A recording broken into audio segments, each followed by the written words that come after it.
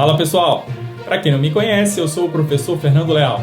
Esta aula é mais uma de uma sequência de videoaulas que tem por objetivo auxiliar o aluno na compreensão das minhas notas de aula que se encontram no meu site. Para localizar o meu site, você deve ir ao Google e digitar Professor Fernando Leal. Clica aí nessa busca. Este é o site. Você vai encontrar aí o meu e-mail e algumas disciplinas que iremos trabalhar.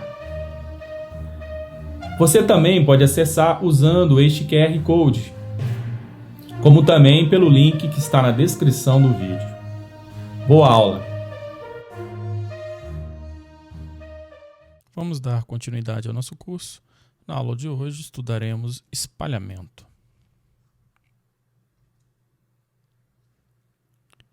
Bem, vamos começar com uma colisão de duas partículas, analisando no referencial do laboratório e no referencial do centro de massa. Vamos aqui a algumas definições. As velocidades iniciais serão chamadas de U, partícula 1, U1, partícula 2, U2. As velocidades finais serão chamadas de V. Se o referencial for o referencial do centro de massa, a velocidade inicial continua. Velocidade inicial é U, velocidade final é V. A diferença é que no centro de massa nós vamos denotar por esse apóstrofo aqui, né? Botar um linha, U linha, ok? Por exemplo aqui, V2 é uma velocidade final. Tem linha? Tem. Então, se refere ao referencial do centro de massa. Então, aqui já estão definidas as velocidades. Esse V maior que o Vzão sem linha, ele vai ser a velocidade do próprio centro de massa, medido no referencial do laboratório. Psi é o ângulo pelo qual M1 é defletido no referencial do laboratório. Zeta é o ângulo pelo qual M2 é defletido no referencial do laboratório. Θ é o ângulo pelo qual M1 e M2 são defletidos no sistema do centro de massa. Então aqui nós podemos ver isso aqui, ó. Partícula 1, partícula 2 em repouso, partícula 2 em repouso no centro, no referencial do laboratório. No centro de massa, o momento total é sempre nulo, ok? Então, a partícula 2 não pode estar em repouso. No referencial do laboratório, sim, eu coloco a partícula 2 em repouso, né? Ela vem. Aqui é a condição inicial, a partícula 1, partícula 2 paradinha. Okay? Isso aqui, Vzão aqui, ó, é o próprio centro de massa se movendo. Isso aqui é visão sobre o ponto de vista do laboratório. Sobre o ponto de vista do centro de massa, essa daqui. M1 está para cá, M2 também está para cá. Aí nós vamos agora à condição final. Então, no laboratório, M1 aqui ó, é espalhada, M2 vem para cá. Esse aqui é o ângulo pelo qual se mede o espalhamento da partícula de massa M1, que é Psi. Esse aqui é o zeta, é o ângulo pelo qual M2 é espalhada. No laboratório, o que acontece no centro de massa, o que acontece é isso aqui, ó.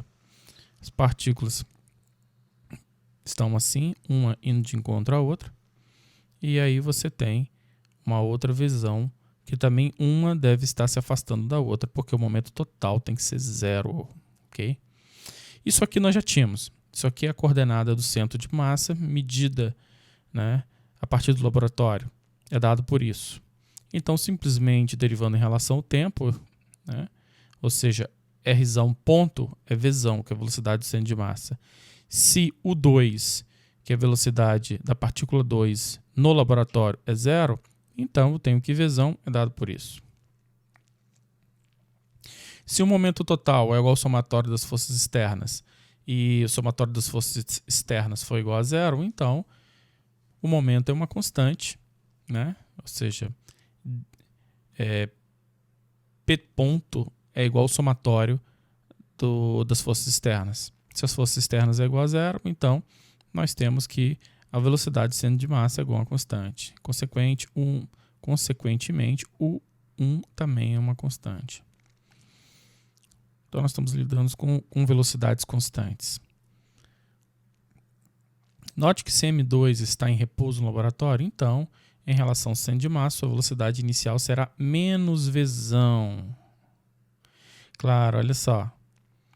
Note que se M2 está em repouso no laboratório, então, em relação ao centro de massa, que é o linha, né? É a medida da velocidade em relação ao centro de massa, são aquelas coordenadas linhas.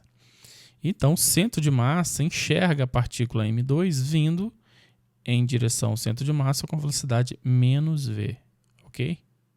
Isso aqui vai ser muito importante. Então, o módulo é dado por isso, Vzão. Logo, o linha, que é a velocidade medida, a velocidade da partícula 2 medida a partir do centro de massa. No referencial do centro de massa, o centro de massa está lá paradinho.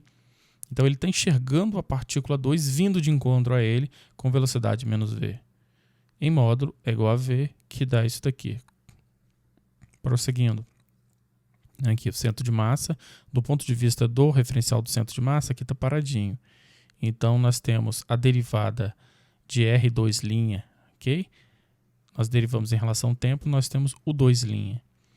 E aí nós temos a partícula 2 indo de encontro ao centro de massa com velocidade menos v. Beleza? Então, vamos lá. Com essa configuração aqui, ó, derivando Rzão, nós temos Vzão. Derivando Rzinho, nós temos V1. Derivando R'1, nós temos V1'. Ok? Isso aqui são as velocidades finais, né? U, velocidade inicial, V, velocidade final. Também eu poderia... isso aqui também é válido. Ou seja, se eu derivar tudo calcular isso num dado instante de tempo, essa velocidade aqui, Vzão, seria U1 menos U1', ok? Ou seja, as velocidades iniciais. Aqui eu estou usando a relação com as velocidades finais.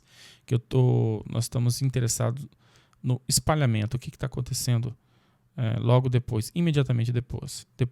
Então nós temos aqui o caso em que a velocidade do centro de massa é menor do que V1', nós temos essa configuração. Aqui nós temos V, vetorialmente V é igual V1 menos V1'. Então, nós temos essa configuração. V1' é espalhado a partir lá do referencial do centro de massa com um ângulo θ. Né? M1 é espalhado a partir do referencial do laboratório com um ângulo π. Okay? Ou seja, tudo em relação a essa linha aqui. Okay? Tudo em relação a essa linha aqui, que passa pelo centro de massa. Então, com isso, nós iremos conseguir aqui relacionar esses ângulos aqui. Ó. Com isso daqui, eu posso construir esse triângulo aqui, ó, retângulo. Né? Olha só, e esse cateto aqui, ó, nada mais é do que V1 seno de π, que também pode ser obtido. Né? Eu posso olhar esse triângulo maior aqui, calculá-lo, e posso olhar esse triângulo menor aqui e também calcular. Esse outro cateto aqui também eu posso calcular simplesmente utilizando o triângulo maior aqui, ou então esses dois triângulos aqui. Ó.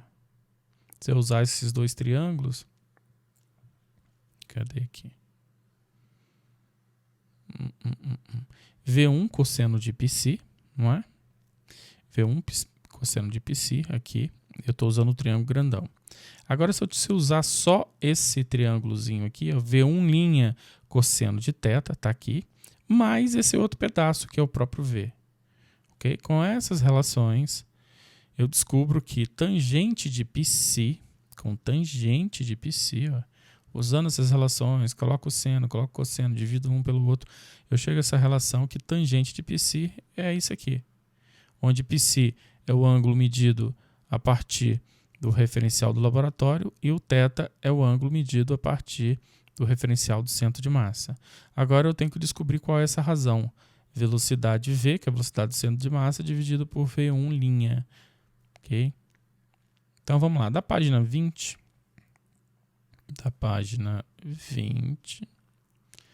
temos que, que a velocidade é dada por isso. Agora vamos descobrir quem é V1'. Nós temos que escrever V1' em função de U, 1, porque aí eu posso dividir e achar um número, alguma razão entre as massas. No centro de massa, o momento linear total é igual a 0. Ok. Então vamos lá, M1, né? A velocidade inicial, U1', que é igual à velocidade final, M2, U2', né? Ou seja, a velocidade final, inicial e final no centro de massa. Em colisões elásticas, nós temos a conservação de energia, ou seja, a energia inicial. Eu estou fazendo aqui em relação ao centro de massa, né? A energia inicial é igual à energia final. Energia cinética inicial é igual à energia cinética final. Então, vamos lá. Então, olha só, eu vou arrumar uma forma aqui, ó. Eu vou pegar isso daqui, ó. Eu vou multiplicar por meio e multiplicar por U1', né? U'1. Aí vai ficar 1 meio de M1, U'1 ao quadrado. Do outro lado direito vai ficar 1 meio M2, U'1, U'2, ok? Aí eu vou pegar isso aqui e vou substituir lá em cima. Eu vou fazer a mesma coisa aqui para ter essa relação aqui. E depois eu vou substituir nessa equação, nesse termo e no outro termo. Então, substituindo, ó, substituo aqui. Substituir desse lado, desse aqui não. Tem um erro aqui. Eu vou substituir desse lado e vou substituir desse outro lado. Então, substituindo aqui, ó, fica dessa forma, porque agora vai ficar 1 meio, né, de M1, U'1 ao quadrado é igual a isso daqui, tá aqui. Do outro lado, 1 meio de M2, 1 meio de M1, V1' ao quadrado é igual a isso daqui, tá aqui, ok? Só que agora fica V2' aqui, V2' aqui, U2' aqui, U2' aqui, né? Coloco 1 meio de M2, U2' em evidência. Do outro lado, coloco 1 meio de M2, V2' em evidência. Aí eu tenho isso daqui, ó. Isso igual a isso. Vamos analisar o que é isso. Agora note o seguinte, ó. Olha aqui R, né? Essa coordenada aqui, ou seja, R localiza a partícula 1 a partir da partícula 2, ok? Então, R é igual a R1' menos R2'. Então, se eu derivar R, eu tenho V, que é igual, né, R1' ponto menos R2' ponto. Faltou o ponto aqui, ok? Agora, olha só, na condição inicial, né, ó, o R1 e o R2 são paralelos. Então, velocidade relativa, né, um em relação ao outro, é simplesmente soma, né? Tanto quando as partículas estão se encontrando, quanto estão se afastando. Então, o R aqui, o R ponto, que é a velocidade relativa, quando as partículas estão indo uma ao encontro da outra, qual é a velocidade relativa? Soma. Quando elas estão se afastando, qual é a velocidade relativa? Soma. Então, o que é que nós temos aqui? Nós temos aqui, na condição inicial, as velocidades são U, ok? U'1 e U'2. Então, V, que é essa mesma velocidade relativa, é isso daqui. Na condição final, nós temos V'. Então, V, esse Vzinho, é simplesmente a soma. Então, olha só, esse U'1 mais U'2 é igual a V'1 mais V'2, ou seja, isso daqui, ó, é igual a isso daqui. Então, logo, o que vai acontecer? Nós vamos descobrir que o U2' é igual a V2'. E aí, basta isolar uma dessas relações aqui, ó, né, para descobrir quem é U'1. Só isolar aqui, ó. Substituindo, nós vamos descobrir que o U'1 é igual a V'1'.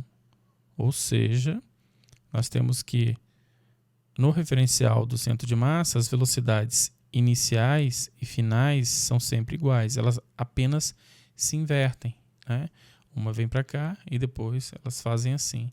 Então, a velocidade da partícula 1, partícula 2, né? Elas simplesmente se invertem. Isso garante que o momento total é sempre nulo. Beleza, vamos prosseguir. Olha só. Queremos obter V1' em função de 1. Então, nós já sabemos lá que isso daqui é o V, ok? Agora, eu vou escrever o V. O V também, olha só, o V, que era aquela velocidade relativa, ok? R1', pode ser escrito como R1, que não é linha, menos R2, né? É só olhar o referencial aqui, ó, esse R aqui, ó, eu posso pegar R1 menos R2. Não preciso pegar R1 linha menos R2 linha. Eu posso pegar esse R aqui menos esse. Fazendo isso, eu descubro que esse V aqui é igual a U1 menos U2. Só que o 2 é a velocidade da partícula 2 no referencial do laboratório, que é igual a 0. Então, essa velocidade V aqui, que é a velocidade relativa, é igual a U1. Okay? Então, U1, que é a velocidade relativa, que é V aqui, pode ser calculada, pode ser escrita dessa forma. Então, aqui eu substituo o 1, né? Aqui, ó. Substitui 1, tá aqui, tá aqui. Então, vai ficar V1', tá aqui. E o módulo de V2'. Ué, mas espera aí, o módulo de V2' é igual a U2'. Ok? Só que o 2' no referencial, aqui ó, o 2' é igual a menos V, cujo módulo é igual a V. De novo, aqui, ó. Quem é essa velocidade aqui? Nós concluímos que é o 1. Tá aqui. Quem é V1'? É o que eu quero descobrir. Quem é V2'? Vetorialmente é igual a menos V. V2' nós descobrimos que é igual a U2'. Mas o 2' é igual a menos V. É a velocidade com que o referencial do centro de massa está paradinho. E aí essa partícula vem com velocidade menos V em relação ao referencial do centro de massa. Então, a velocidade é menos V. Em módulo é igual a V. Substituir aqui, né? V é igual a M1 dividido por M1 mais M2 vezes 1. Logo, eu descubro que V1' é igual a isso daqui. E o nosso interesse é descobrir quem é a razão V dividido por V1'. Ok? Então, isso aqui dividido por isso dá simplesmente M1 dividido por M2. Substituindo aqui, ó, fazendo essa substituição, nós chegamos à conclusão que a tangente do ângulo π, que é o ângulo pelo qual a partícula 1 é espalhada no referencial do laboratório, é igual a essa relação aqui. É igual ao seno de θ, onde θ é medido no referencial do centro de massa, dividido por M1 e M2. Agora, ó, vamos brincar um pouquinho aqui. Ó. Vamos fazer a seguinte análise. Se a partícula M1, que é a partícula que está indo de encontro à partícula M2, for muito menor do que a partícula M2, né? For muito menor aqui, ó, isso aqui é praticamente tangente de θ. De tal maneira que π, o ângulo medido no referencial do laboratório, do espalhamento da partícula 1 de massa M1, é igual ao ângulo pelo qual as partículas são espalhadas no referencial do centro de massa. Ok? Se a partícula M1 fosse igualzinha à partícula, fosse muito menor, tivesse a massa muito menor do que a partícula M2. Agora vamos lá. E se a partícula M1 aqui tivesse a massa igual à partícula de massa M2? Tivesse a massa igual, substituindo aqui, eu tenho isso aqui é igual a tangente de θ sobre 2. Então, eu tenho aqui que o ângulo no laboratório é igual a θ dividido por 2, é igual ao ângulo do centro de massa dividido por 2. Só que o ângulo no centro de massa, né, aqui, o ângulo no centro de massa não pode passar de π. Ok? Ele não pode passar de π. As partículas estão sempre em linha reta, estão sempre conectadas, né? Ou seja, existe uma linha que une sempre uma linha reta que une as partículas. Então, olha só. Então, no laboratório, o ângulo psi não pode superar 90 graus. Se a partícula que está indo de encontro à partícula 2, se a partícula 1 que está indo de encontro à partícula 2, se as partículas tiverem as mesmas massas. É isso aqui que Rutherford achou estranho, porque na concepção de Rutherford, o átomo era composto de... O modelo de Thomson falava que o átomo era composto de coisas que tinham uma carga positiva, mas que não tinha massa, e que a única coisa que tinha massa eram os elétrons, que eram uma massa muito pequenininha. Então você tem lá uma geleia positiva, mas sem massa, e coisas muito pequenininhas, que são os elétrons. Aí quando você manda uma coisa muito grande, que eram as partículas alfa, né? Então na pior das hipóteses aqui, ó, quando essa coisa tem a massa igualzinha lá do átomo, né? No máximo aqui tinha que dar 90 graus. E o que estava acontecendo? Algumas partículas estavam voltando, superando o ângulo de 90 graus. Então aí nós vamos para esse outro caso aqui. Está falando que o que eu estava mandando tinha massa menor do que o que estava ali no átomo, né? Então aí que veio a ideia de fazer previsão do próton, né? De coisas, deve existir alguma coisa lá, e aí vem o modelo de Rutherford, que não é o caso aqui, mas nós não podemos passar em branco aqui. Vamos seguir em frente. Agora para a partícula 2. Para a partícula 2, aqui a partícula 1 é espalhado aqui, esse ângulo aqui é o psi, esse ângulo aqui embaixo é o zeta, né? Essa aqui é a visão do laboratório, do centro de massa, essa aqui é a visão do laboratório. Então, olha só, mais uma vez, R é igual a R1 menos R1', ou R é igual a R2 menos R2'. Então, eu posso escrever que V, derivando isso aqui em relação ao tempo, eu tenho essa relação entre V, como também eu tenho essa relação aqui conectando a partícula 2. Então, esse V aqui, que é a velocidade do centro de massa, é igual a V2 menos V2', ok? Então, esse ângulo θ aqui, que é o ângulo pelo qual as partículas são espalhadas no centro de massa, é igualzinho a esse θ aqui. Esse daqui é o zeta. Então, usando as relações trigonométricas da forma que eu havia dito, né? Ou seja, se eu pegar aqui V2, cosseno de zeta, mais V2', cosseno de θ, tem que ser igual a V. Tá aqui, ó. É isso aqui, ó. Ok? Da mesma forma que se eu pegar, ó, V2 seno de zeta, tem que ser igual V2' seno de θ. Ou seja, uma coisa igual a outra. E aí eu chego a essa relação aqui, ó. Tangente de zeta é igual a seno de θ dividido por isso daqui. Mais V2', nós já descobrimos que é igual o 2', que é igual a V. Ok? Então, isso daqui é V dividido por V2', V2' é igual a V, então fica 1. Isso daqui é igual ao cotangente de θ sobre 2 ou tangente de π sobre 2 menos θ sobre 2. Ou seja, esse ângulo que está aqui é igual ao zeta. Então, zeta é igual a π menos θ dividido por 2. Ou 2θ, passando lá, é igual a π menos θ. Π menos θ é igual a φ. Para partículas de massas iguais, ou seja, no caso que as partículas têm massas iguais, que é o caso aqui, ó, nós temos que zeta é igual a π sobre 2 menos θ sobre 2, né, que é o caso aqui, né? Zeta é π menos θ sobre 2. Mas, sendo π igual a θ sobre 2, eu coloco o π aqui, então eu descubro que zeta mais π é igual a π sobre 2 para o caso de partículas iguais. Ou seja, portanto, o espalhamento de partículas com massas iguais sempre produzirá um estado final no qual os vetores velocidades formam ângulos retos se uma das partículas estiver inicialmente em repouso. Ok? Então, essa é a conclusão. Agora nós vamos passar para a seção de choque de espalhamento.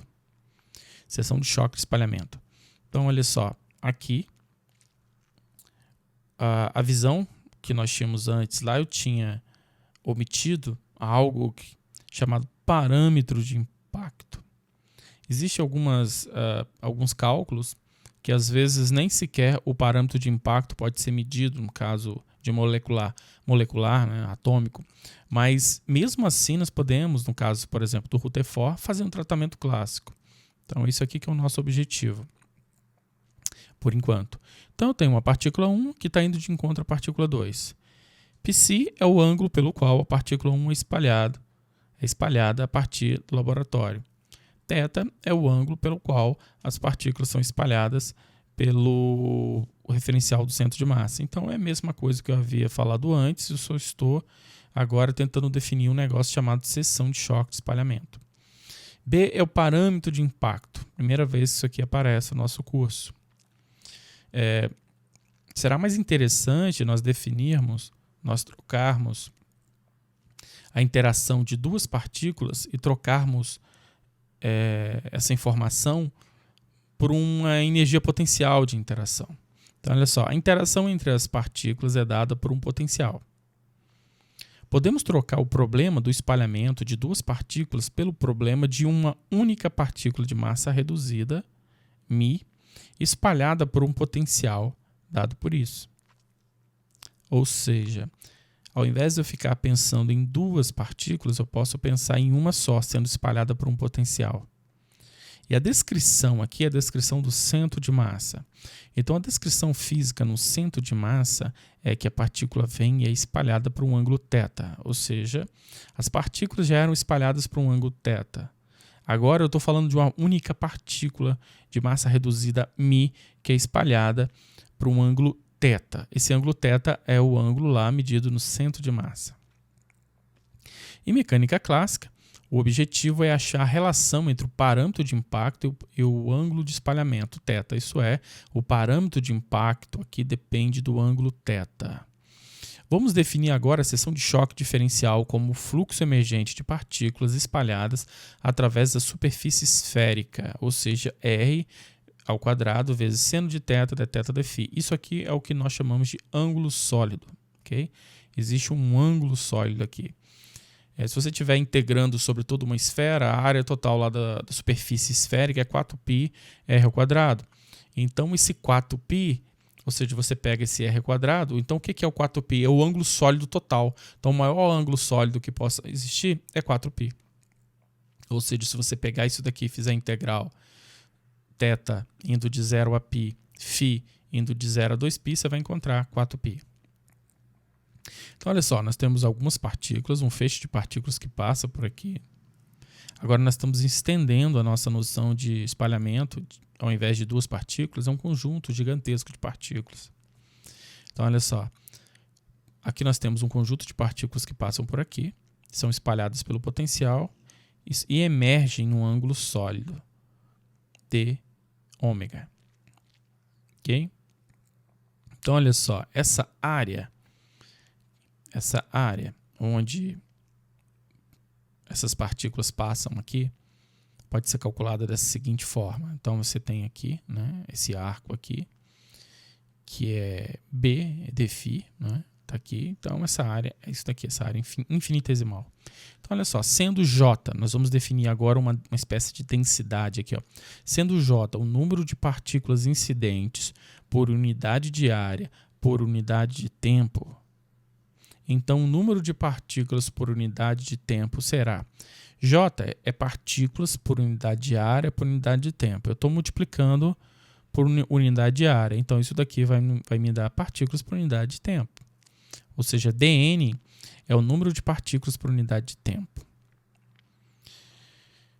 Ficará mais evidente à frente que se eu pegar esse J aqui e passar dividindo, ou seja, isso aqui era número de partículas por unidade de área por unidade de tempo. Se eu pegar o J e jogar para cá, só vai sobrar área. Ou seja, então se eu pegar isso daqui e jogar para cá, isso aqui será o número de partículas a serem espalhadas dentro do ângulo sólido por unidade de tempo. Vamos ver? Então, olha só. O parâmetro de impacto é uma função de θ. Então, se eu diferenciá-lo, eu tenho isso, só depende de θ, então isso aqui é uma derivada total. À medida que o parâmetro de impacto vai aumentando, né, eu vou aumentando o meu parâmetro de impacto, o meu ângulo θ vai diminuindo, né? Vai chegar um ponto aqui que não vai ter espalhamento nenhum, eu vou estar longe desse potencial aqui, né? Então, olha só, significa que a derivada dB de θ é algo negativo, né? Menor que zero. E eu quero achar um número. Isso aqui vai me dar um número. Então, eu vou usar essa relação modular, ok? Então, nós temos que isso daqui, ó, por enquanto, tem unidade de área. Podemos fazer agora aparecer esse ângulo sólido se nós multiplicarmos e dividirmos por seno de θ. Por quê? Porque aqui já tem dθ, aqui tem dφ, só falta o seno de θ. Isso aqui vira o ângulo sólido. Então, agora, olha só. Se eu dividir, aí esse seno de θ está aqui. Agora, essa relação aqui eu vou definir, vou chamar de seção de choque diferencial. Isso aqui, de fato, é uma diferencial, tá vendo? É isso aqui vezes uma diferencial, que é o ângulo sólido. Aí, isso daqui, eu vou agora definir como sendo d sigma, d ômega, d sigma. E isso daqui, ó, eu vou chamar também de seção de choque diferencial. Então, vão ter duas coisas diferentes que recebem o mesmo nome. Então, olha só. Uma é isso aqui, é uma seção de choque diferencial e é de fato diferencial. E a outra, d sigma, d ômega, também é chamado de seção de choque diferencial, mas não é uma diferencial, é simplesmente um número. Então, olha só, d sigma, d ômega representa uma fração de partículas incidentes que são espalhadas por uma região de área unitária, subtendida por um ângulo sólido d sigma, na direção θ. Se nós integrarmos isso daqui, que é isso daqui, ó, aí eu vou ter um sigma que é chamado de seção de choque total. E a unidade disso é área. Então, olha só. Mais uma vez.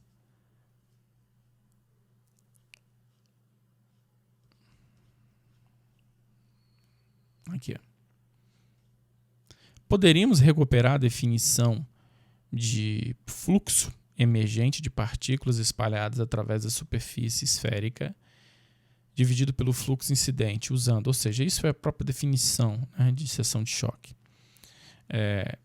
Isso aí vai acabar nos dando uma certa probabilidade, né, com que as partículas são espalhadas. Repara bem, quem por acaso já estudou Física Moderna 1, isso aqui nós usávamos, só que numa certa... Em uma dimensão, nós tínhamos algo que representava a probabilidade de sair, algo que representava a probabilidade de entrar. Pegava uma razão, coeficiente de reflexão, aí você tem lá algo que está ligado ao que voltou, dividido pelo algo que está ligado ao que foi. Coeficiente de transmissão, você pega algo que está ligado ao que foi transmitido, dividindo pelo algo, um fluxo, né, que está ligado a algo que incidente. Aqui não tem o que voltou, aqui é algo tridimensional, né, olha só. Então eu tenho isso daqui que saiu e isso aqui que entrou. Então, essa definição, sim, aqui ela é de fato mais palpável, né? Mais inteligível. E é exatamente essa definição aqui que nós vamos usar para o caso,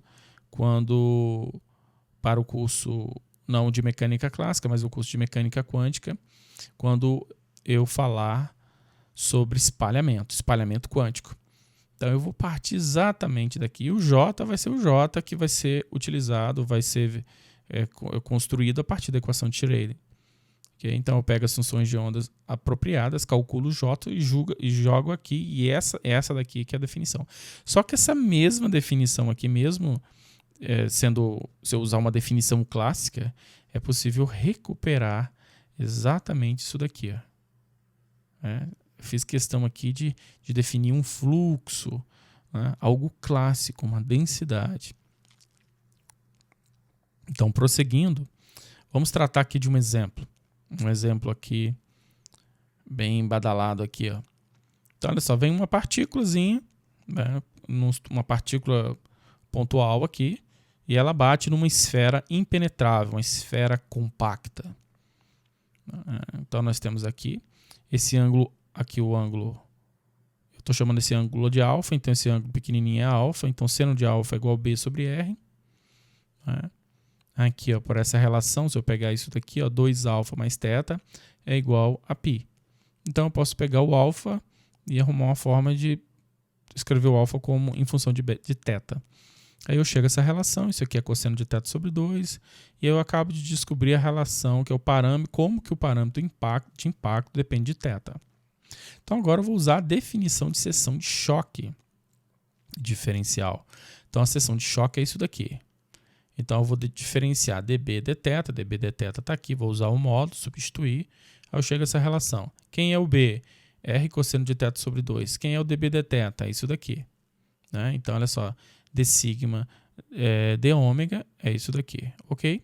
Mas olha só, seno de 2θ, ou melhor, seno de 2θ sobre 2, que é a mesma coisa do que seno de θ, né? É igual a 2 seno de θ sobre 2 mais cosseno de θ sobre 2, ou seja, o seno cosseno de θ sobre 2 vezes seno de θ sobre 2 é igual a isso daqui, ó. Então, se eu substituir aqui em cima, seno de θ mata seno de θ, multiplica por 2, ou seja, d sigma d ômega fica r ao quadrado dividido por 4. Se eu integrar isso daqui, ó, vou integrar agora sobre todo o ângulo sólido, né? Porque é assim que se calcula a seção de choque total. Nós estamos tentando dar um significado físico até agora. Falar, esse negócio tem unidade de área, mas o que é isso? Isso aqui vai nos ajudar um pouco. Olha só. Então, olha só, isso daqui, se eu integrar sobre todo, quem é d sigma d ômega? É r ao quadrado sobre 4. Quem é isso daqui? É 4π, ou seja, todo o ângulo sólido, 4π. Então, isso daqui fica πr ao quadrado. Isso aqui seria uma espécie de área efetiva que a partícula enxerga a esfera na hora do espalhamento. Okay? A área efetiva de espalhamento. Mas nem sempre a interpretação pode ser essa. Às vezes a seção de choque diverge e não tem significado físico. Né? Aqui, por exemplo, no espalhamento quântico, quando nós repetimos esse cálculo, mas aí nós levamos em consideração o fato de uma partícula incidente poder ser associada a uma onda, né, uma onda de matéria, né? E aí o que acontece? Quando se faz o cálculo, a área efetiva do espalhamento não é só a parte ali, aquela seção, aquela área ali, é a esfera como um todo. A área total de espalhamento é 4πr ao quadrado, mas isso para o espalhamento quântico. Para o espalhamento clássico é πr ao quadrado. Em muitos casos, sigma não tem significado físico e diverge. Entretanto, o que sempre vai ter um significado físico vai ser isso daqui, ó. Essa seção de choque diferencial aqui. Ou seja, levantado um gráfico, né? Ou seja, várias partículas são espalhadas por vários ângulos e se levanta um gráfico, você acha uma expressão funcional disso aqui, por exemplo, isso aqui, dependendo dos números atômicos da partícula incidente e da partícula espalhada, e você sabe o número atômico de um, você sabe o número atômico da outra partícula mediante o gráfico que você levantou. Você tem a relação funcional. Okay?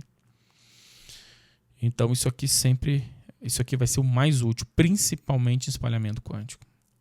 Bem, vamos lá. Conexões entre o centro de massa e o laboratório sobre essas seções de choque.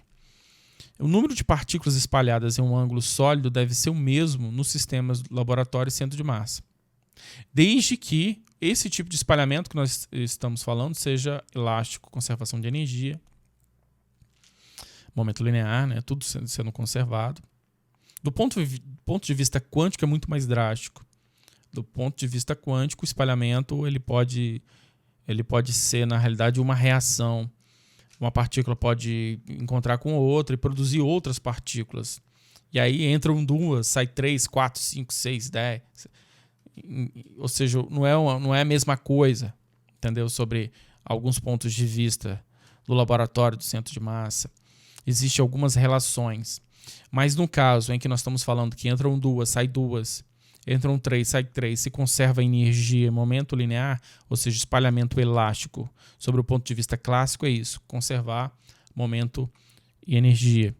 Sobre o ponto de vista quântico, tem outra. Quando eu falo elástico e inelástico, no espalhamento quântico, inelástico não é necessariamente não conservar energia. Eu estou falando de outra coisa. Eu estou falando sobre mexer sobre a estrutura interna, uma partícula, um átomo ser excitado ou não. Então, o que acontece? Você manda um elétron, uma molécula pode fazer com que esse átomo do outro lado, a molécula se excite, né? Vai para um outro nível atômico, um novo nível de energia. Então, não é isso. Classicamente, é simplesmente em momento linear, que é o nosso caso. Então, aqui, nesse caso, a seção de choque diferencial calculada no centro de massa é igual à seção de choque do laboratório, calculada no laboratório. E como nós passamos aí esses cálculos para o centro de massa, por questão de simplicidade, a pessoa, quando faz a medida no laboratório, ela pode ter certeza que é a mesma. Okay? E a seção de choque total também é a mesma. Falou? Até a próxima aí, pessoal.